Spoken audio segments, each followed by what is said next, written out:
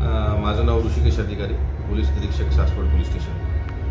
आगामी आपला जो गणेशोत्सव आहे त्यामध्ये सासवड शहरामध्ये आपल्या गणरायाच्या आगमनासाठी जी तयारी चालू आहे त्या अनुषंगाने पोलीस विभागाने पण काही तयारी केलेली आहे। सासवड पोलीस स्टेशनमार्फत नुकतंच शहरात पथसंचलन केले होते। त्यामध्ये सासवड पोलीसचे सर्व अधिकारी, अंमलदार आणि होमगार्ड यांनी सहभाग घेतला होता। तसेच मिरवणुकीच्या अनुषंगाने कायदा व सुव्यवस्था सांभाळण्यासाठी मॉब डिस्पर्सलची एक ड्रिल घेण्यात आली होती। आगामी जो गणेशोत्सव आहे त्यामध्ये मी पुरंदरमधील जे नागरिक आहेत त्यांना काही आवाहन करू इच्छितो।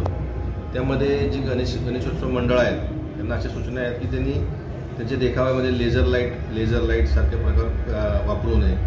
तसेच डीजे डीजेला आमंत्रण देऊ नका, कारण डीजेवर बंदी आहे।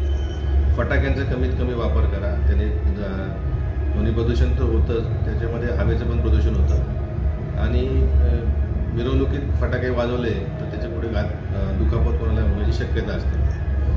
फ्लेक्स आणि बॅनरबाजी संदर्भात मी असं बोलू इच्छितो की त्याच्यामध्ये इतर जो कुठला दुसरं मंडळ असेल किंवा जो जातीय तेढ निर्माण होईल अशा प्रकारचे तुम्ही कुठले फ्लेक्स व बॅनरबाजी करू नका। गुलालाचा वापर कमीत कमी करा।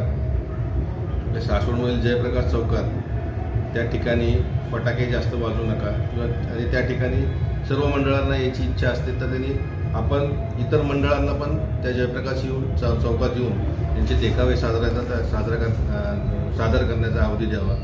तसेच आणि सर्वात महत्त्वाचं आवाहन मी हे करतो की जे गुंड प्रवृत्तीचे लोक आहेत, जे रेकॉर्डवरील गुन्हेगार आहेत, त्यांच्यावर 2, 3, 4 पेक्षा जास्त गुन्हे दाखल आहेत, त्या लोकांना तुम्ही तुमच्या गणपती